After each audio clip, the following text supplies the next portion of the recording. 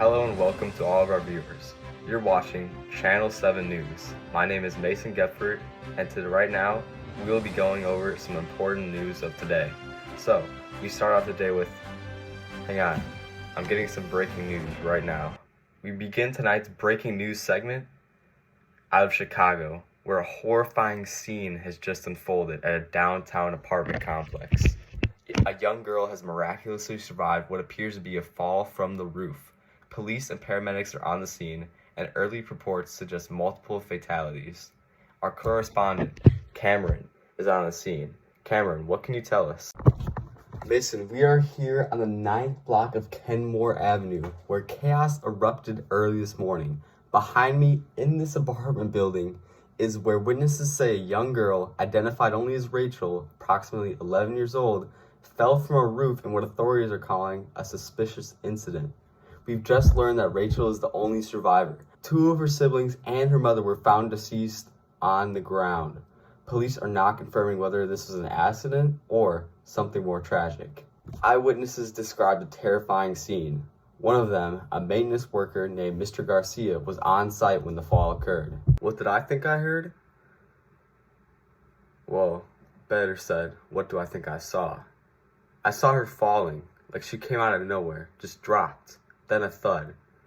I thought she was gone, but then she moved.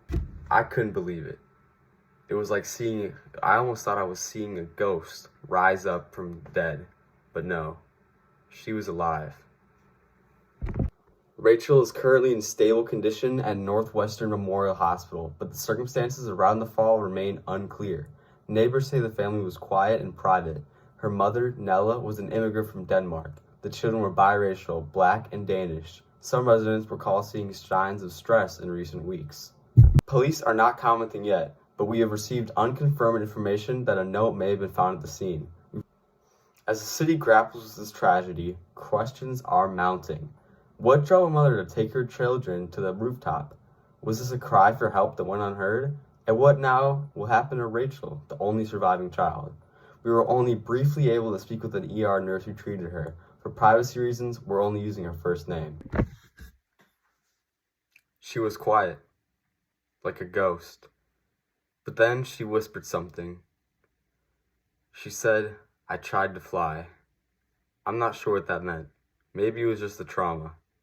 But at this point, there's still so many unanswered questions about this entire situation. In the hours to come, social services will determine Rachel's next steps, where she will go, who will care for her, and how she will begin to process what has happened. Now, what we know is this: a young girl has survived the fall that could have taken her life, but the weight she now carries is one only few of us can imagine. We'll continue this developing story throughout the evening. Mason? That is a haunting story, Cameron. Thank you. Our thoughts are with Rachel and the lives lost today. Up next, more community reaction and how city leaders are responding to this tragedy. Stay with us on Channel 7 News. Hello everyone, and welcome to tonight's segment of Special News on Channel 7. 5 years ago, we brought you the heartbreaking story of Rachel Morse, the girl who fell from the sky. She was just 11 years old when she survived the fall from a Chicago rooftop that claimed the lives of her mother and her two siblings. At the time, it was a story of unimaginable loss and unanswered questions. Tonight, we revisit Rachel's journey. This is more than just a story of tragedy. It's one of survival, identity, and resilience. Thank you, Mason. I'm here in Portland, Oregon, where Rachel Morse now lives with her grandmother. She's 16 years old and attending high school, and for the first time, publicly sharing her story on her terms. In the years since that fateful fall, Rachel has struggled with questions of identity, race, and memory. Being biracial in a world that wanted her to choose one side, or none, with its own form of falling. But now, Rachel says she's learning to stand. Rachel found healing in art, writing, and silence. She also found strength in telling the truth, even the parts that hurt.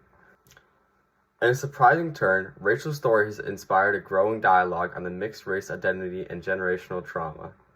Her recent essay, "I'm Not Half, I'm Whole," published in a local magazine, went viral, shared by educators, therapists, and activists across the country. I'm also going to read a quick excerpt from that viral essay. Quote, They say I fell from the sky, but I think I fell through cracks, between races, between languages, between expectations. I didn't break when I hit the ground. I broke before that. But now, I feel that I'm finally starting to put the pieces back together." Unquote. What an inspiring story, written about the events in a young biracial girl's life that has changed her life forever. Rachel remains private about many details of that day with the fall, but she continues to work through the grief, not to forget, but to understand. Hi, my name is Rachel Morse, and I'm going to talk a little bit about myself tonight and give a little bit of a story about what's happened since, I kind of fell from the sky. When I first came here, I didn't speak much.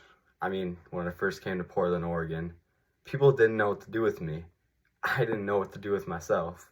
I felt like I was split in half, between my mom and my dad, between black and white. I kept thinking if I survived, why do I still feel broken? One thing that I've always said is that I don't want to be the girl who fell anymore. I want to be the girl who rose. What I think about Rachel, I think that she's stronger than any of us knew. I still carry guilt from that day, not being there for her. But seeing her speak, seeing her live, it's something powerful. 5 years after the fall, Rachel Morse is no longer just a girl who fell from the sky. She's a young woman learning to rise, one page, one memory, one breath at a time. Mason? Thank you, Cameron. A powerful update and a reminder of the quiet courage it takes to keep living after loss. Our hearts remain with Rachel and with all of those who are learning to rise after the fall.